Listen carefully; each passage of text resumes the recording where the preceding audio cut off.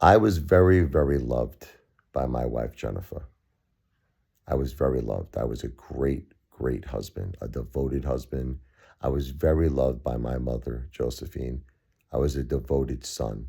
I'm a devoted father. I'm very loved by my children. I'm a good person. Okay. The thing is that this is really not a complicated thing. Okay. We went through a big tragedy, and unfortunately, the two rocks of our family passed away. My wife Jennifer, my mother Josephine. I'm in shock. I'm in denial. I really I'm not in acceptance. I'm not in full acceptance of it. I'm not going to lie to everyone. I'm shocked. I'm shocked by it. I'm heartbroken. I'm hurt. I'm devastated.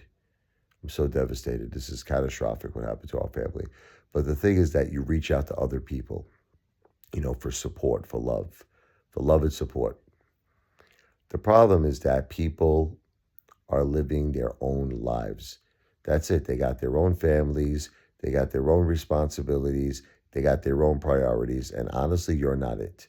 So that's where I believe a lot of this blocking stuff happens because you're expecting people to kind of love you the way your wife loved you, and that's not going to happen. No, no, that's what's called a one-time, forever love that I had with Jennifer and my mom too. You know, that's you know, that's like, what can I tell you? I was the luckiest man in the world. I was the luckiest man in the world to have my Jennifer and my mom in my life. And the problem is now you're so used to that.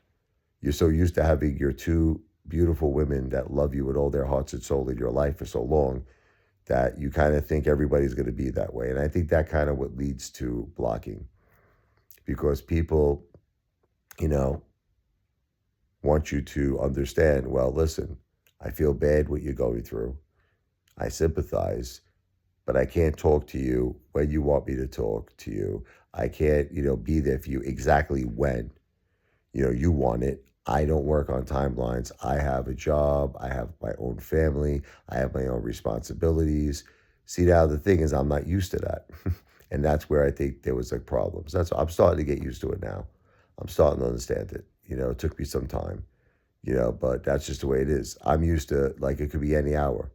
I'm used to having Jennifer at 3 o'clock in the morning, 4 o'clock in the morning. Jennifer, I need you. She'll run upstairs. She'll hug me, massage me, take care of me, love me, be super emotional. And I'm used to that. That's been my life for 27 years. That's been my life for 27 years. And I was so blessed. I was so happy. I'm not used to being alone.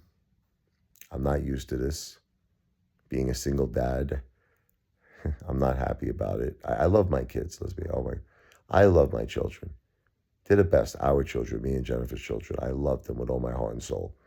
I'm just not used to being a single dad. That's all. I'm not used to this. I'm not used to it. And I'm also not used to, people not making me a priority because Jennifer, I was her biggest priority. My mother, I was her biggest priority. And the children was Jennifer's biggest priority. And the grandchildren was my mother's biggest priority. We're all used to that. So this is all a big shock for us. And I think that's what leads to sometimes people blocking me. Listen, like I said, I have a lot of good people in my life that love me, that understand me. Like I said, a good buddy of mine's coming tomorrow to take me out for lunch. He's like my brother. He's not my best friend. He's more than my best friend. He's my brother. He's been there for me from the beginning. But he even has his own life. He's working 3 jobs. He's got his kids. He's got the sports games he takes them to, and he's real busy. So he can't do it all the time either. I just that's what I think happens a lot. Just that you think that people could do more for you when they can't. Now, there's been certain circumstances where I think certain people, could have done a lot more. They kind of just don't do anything, and that's where I get a little upset. But regardless, people have their own lives, people have their own priorities, and you may not be it, which I think led to some misunderstandings. But I'm a good person. At the end of the day, I was a devoted husband, son. I'm still a devoted father. I love my family. I love my kids. And I'm a good person. And my wife was the greatest person. My mother was the greatest person. My kids are the greatest. My dogs are the greatest. We're all good people, but we're just going through an extremely difficult time. And that's it. That's another thing I think that led to certain cases of certain people blocking us. But hey, what could I do? If I felt I said something that was wrong, I apologized to people. If I felt I did something wrong, I apologized. I apologize. When I feel I'm wrong, I apologize. But I'm going through a lot of stress.